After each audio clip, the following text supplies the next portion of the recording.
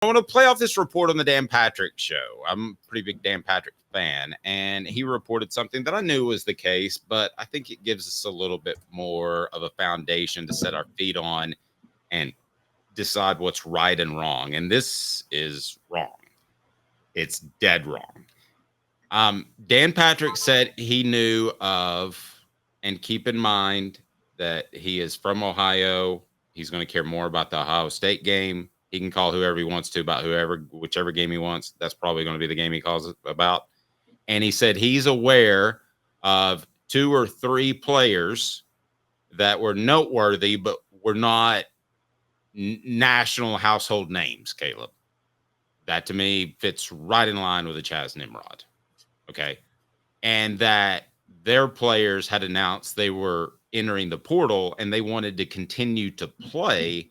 And the coach said, So I can't tell you 100% if this is about Chaz Nimrod, if this is about any of the players that have transferred from Tennessee or have announced their decision to transfer. But I want to go ahead and be really, really clear. Chaz Nimrod would not be anywhere close to a practice field that had a power tee on it. And I don't know that I completely said that on Tuesday when this first came out. I thought it was a given. No. You don't get your cake and get to eat it too. You don't get to go play in a college football playoff game that your brothers have worked so hard to get to, and they know this is all or nothing for some of them. A lot of these guys will not play another competitive game of football when that's over. We forget about that. We think everybody goes to the NFL. No, that's not going to be the case. Ask Ollie Lane. And he was participating in competitive football last year, could have won a championship. Boom, it's gone. So you're not allowed to be anywhere near my college football program if you have announced the decision that you will transfer in this portal. And I don't really give a damn if the calendar doesn't work itself out to your liking. It's not right. It's not the calendar's not right. You are where you are, and you can just go sit over there, Skippy, because I got nothing for you. Well, what you're saying, and I agree with you, by the way, too, if you hit the portal, you can't be near the football program. But are you suggesting that Chaz Nimrod was negotiating with another school and then got caught? And that's when the Heupel and company were saying, hey, go ahead, hit the portal. You're not near the football program. I'm suggesting, based off what he reported, that everybody is currently negotiating. With other schools? Yes. Which to me is fine. If you're going to the Citrus Bowl, okay, that's fine. But if you still have a championship to play for, get away from my program. Get away. Go away. I don't care if you won the leadership award as the best overall student and that you saved an entire country in third world Africa because you provided them with this technology they needed to turn rainwater into purified drinking water. I don't care. You're off. You're gone. Goodbye. This is crazy if players are doing this though. If they're negotiating, if they're on college, so did Dan Patrick report for college football playoff teams, there's negotiations going on by some players? And he reported that 2 of the players, not noteworthy, 2 of the players were told you're no longer needed. I don't know if this was Tennessee. I do not know. But that's exactly the stance I would take. Go, Josh Heupel. You built this product on the corporate culture and the ability to get together. Don't flip on it now. Stick by your guns. If they don't want to make a run at the college football playoff championship, then listen, you misjudge their character because that's not the kind of kid you want around and just go ahead and get rid of them now. It happens when you hire 25 people each and every offseason, you're going to have some bad apples in the bunch, Caleb. And they found, I believe, a couple of bad apples in the bunch.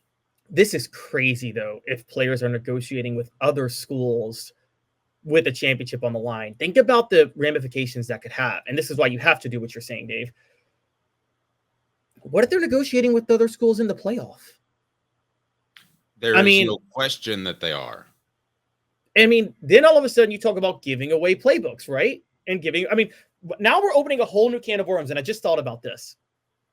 What's to stop? Okay, Tennessee plays Ohio State. What's to stop Ohio State going to Chaz Nimrod and saying, here's a bunch of NIL money to transfer to us, but first we want you to stay on the practice field at Tennessee, and maybe why don't you just give us a few of their plays that they're working on.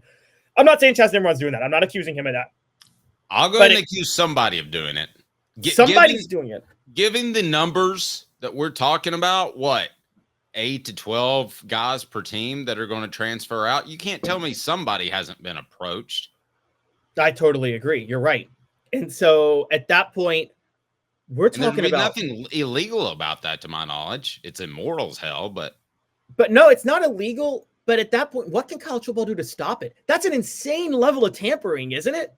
Well, you have to change. I mean, you have to change the calendar, but that's not going to change the tampering. I mean, you can't stop the tampering, though. Well, it can't hurt. I mean, that's got to be the first move you've got to make. You've got to change the calendar somehow. What about this? I never even thought about this. You don't even have to get them to transfer to your school. What if somebody from Ohio just says, hey, here's some NIL money. Why don't you just tell me what your team's going to run against us on Saturday?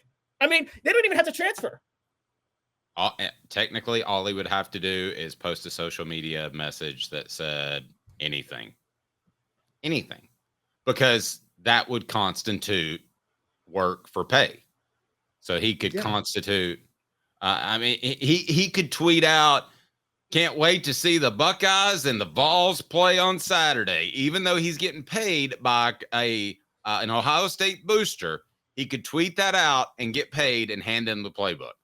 The calendar is so messed up, it's ridiculous. That's so just wild. The beginning. That's just the beginning. What the H, brought to you by Medicare Misty. I've been in business actually 19 years this year. I've been in the community since 1993. You're getting a lot of information. Unlike when you were working, they made the choice for you. Now you have to make the choice. Come to us and let us help you make it easy. Call Medicare Misty, MedicareMisty.com or 423-777-5577. Let us help them sleep at night. And we call her Medicare Misty. Here's the other word we didn't get into. You know what the key word is here, right here in this whole negotiation? What? Motivation. Motivation. That's what they're always looking for in those crime shows that I have to sit up and watch at night. And they're already motivated because they think they should have played more at their previous school. They already have a motive, axe to grind. You're right. That's very true. Really. If you gave me $100,000 and you said, Dave, you got to the end of the week to find an Ohio State playbook, do you think I could do it? Yes. Yes, you could do it. It would be the easiest thing in the world. I mean, first of all, we'll talk about him later, but we got a new coach coming to college football. You could just call him and be like, hey, can you show me how you got all those playbooks from other teams? That would be the easiest thing in the world to do. This is a can of worms that we're talking about that is very real, very disturbing, and oh my gosh, it is crazy. Now I'll say this: been some suspicious things in the past at other levels. Dave, I always thought, did you not think it was suspicious in the pros when Kevin Durant played for Oklahoma City? They choked away a 3-1 lead, and then he went to go play for Golden State the next year after choking a 3-1 series lead to them the year before. A little bit suspicious. Yeah, I mean, I don't think that anybody's straight up trying to throw games, but I mean, I think Doug Dickey threw the Gator Bowl against Florida in 1969. He took the Florida job the next day. No, I know, but see, the problem is, is this even a violation of a law? That's the question I have for you. No. If I go, I mean, think for a second. If I go offer up some cash for Chaz Nimrod's playbook, and he's already shown me, I'm sorry, Chaz, and you may be the best person in the history, man. You've already shown me that you're ready to cut out on your team. So that's troubling. Is it not? I mean, is that not enough to make you worry? This is why the NCAA screwed up fighting against NIL for so many years. Had they come up with a plan in the 90s to set up a standard, or in the 2000s to set up a standard, there would have been no lawsuit. But now the court had to step in and say, well, no, lawsuit has to go. And now you have the Wild West and it's chaos. It's kind of similar. I actually listened to a great segment on sports gambling as someone who does love sports gambling. But when the Supreme Court struck it down in 2018, what should have happened is the federal government should have tried to address a way to, kind of have stipulations and standards on sports gambling, but they fought to just outright ban it everywhere. So the Supreme Court had to strike that down. Well, now sports gambling is out of whack, and it is playing on the addictions of people in an insane way. It's actually going as bad as the opioid crisis is for people right now in some ways. It is, people are losing a ton of money, and domestic violence is up. There's a great NPR segment on it, guys. You guys should listen to it, about just what unregulated sports gambling has done. This is what happens. You fight against something, you lose, and now the Berlin Wall falls, and you have total chaos because you never actually addressed the issue. What you should have done is accepted that this would be allowed, NIL, and said, let's try to set up standards and stipulations and regulations with it. But instead, they fought it so hard, and then the Supreme Court struck it down, and now you've opened Pandora's box. There's going to be lawsuit after lawsuit anytime a player does anything anytime there's any rule that limits a player's chances to make more money for himself, no matter how reasonable that rule is, it's going to be struck down in court because the NCAA fought for so long against it. I mean, that's their fault. And now we got chaos, and I don't know how you fix it.